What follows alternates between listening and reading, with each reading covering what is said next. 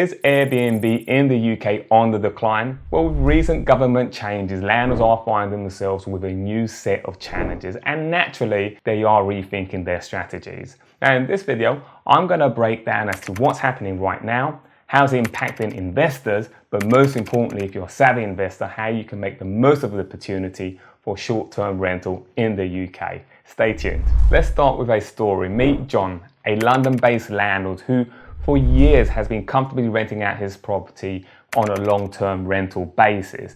But then in around about 2020 came the full force of Section 24, which of course didn't allow him to fully deduct his mortgage interest as a cost. He suddenly found himself paying tax on profits that he didn't even say. On top of that, in 2022 came along the mortgage interest rates, which went through the roof. Quite simply, he found himself facing much higher expenses, which forced him to look at a new approach. And after several years and sitting on the fence, John finally took the plunge and converted his long-term rental into a short-term rental holiday let. Now, this was a game changer. Let's look at the numbers. When it came to that long-term rental property, which was almost in central London, 2-bed property, he was getting around about £39,000 for the year. After agent fees, he was left around about £33,000. Now, let's look at that transition into short-term rental. On a 90% occupancy, it was around about £85,000. Even taking the deductions from the agent, but also those portal fees, he was still left with almost £60,000. Deducting other expenses such as linen and electricity, gas and everything like that, it was still around about £52,000. That's almost £20,000 more than we would get from a short-term rental. And in addition to making more money on the short-term rental, and this is the icing on the cake, John was able to once again be able to offset the mortgage interest as a cost of doing business. And the fact that there are so many regulations in the rental market and more to come absolutely means you should subscribe to this channel so you can keep up to date. And John's story is in no way unique. In fact, according to a recent report, we can see that there was over 451,000 listings, short-term rental listings across Great Britain in 2024.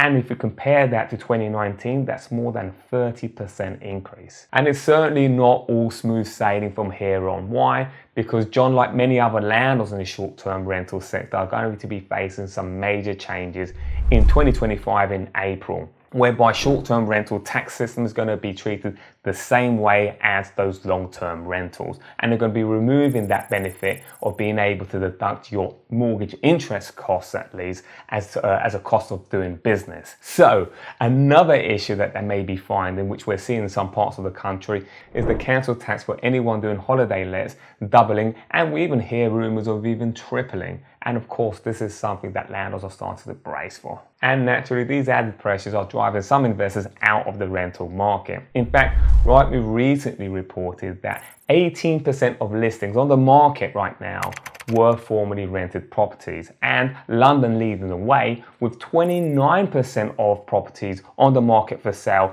were previously rented properties. So landlords like John and others have a decision to make: or adapt or exit the market. And for those savvy landlords choosing to adapt, incorporating is one option.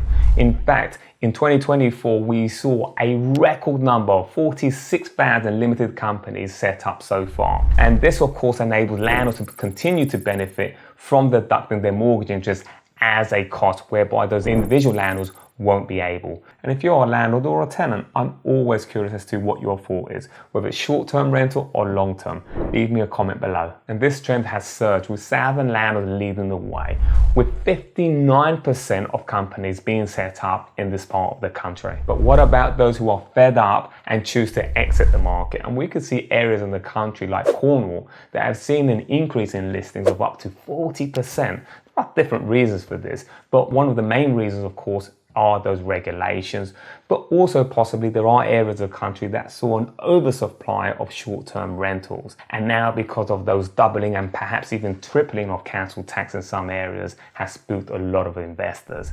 We also see an increase of those properties that are chain free. We see that there's 12% overall, of course indicating that landlords are choosing to exit the rental property market. You may have heard arguments that Airbnb drives up housing costs and limits availability, but the the data suggests otherwise. In fact, if we look at the stats, we can see that short-term rental only represents a 0.7% of the total UK housing stock. And for those renting for over 90 nights a year, that figure goes down to 0.17%. In reality, what's really driving up prices is, of course, the lack of income growth, inflation, but also the lack of supply. And if you're curious on how much you can make on rental income, whether that's long-term or short-term on a particular property, make sure you follow the link on the description. So where should investors focus their attention on? Well, there are a few key areas. Of course, those tourist hotspots are the ones that attract most investors, but be careful because places like London are fine. Why? Because you have those tourist hotspots, but if that decreases for whatever reason, you have so many other areas that you can diversify.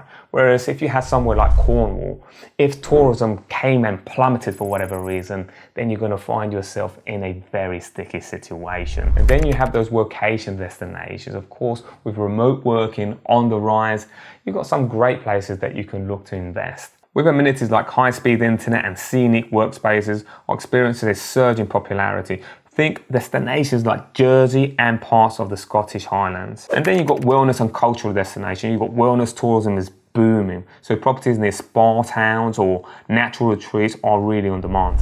So by focusing on properties on these high demand areas, but also making sure that you have some flexible management, professional management, looking after these properties, landlords and investors can still profit from short-term rental even with these changes in regulations.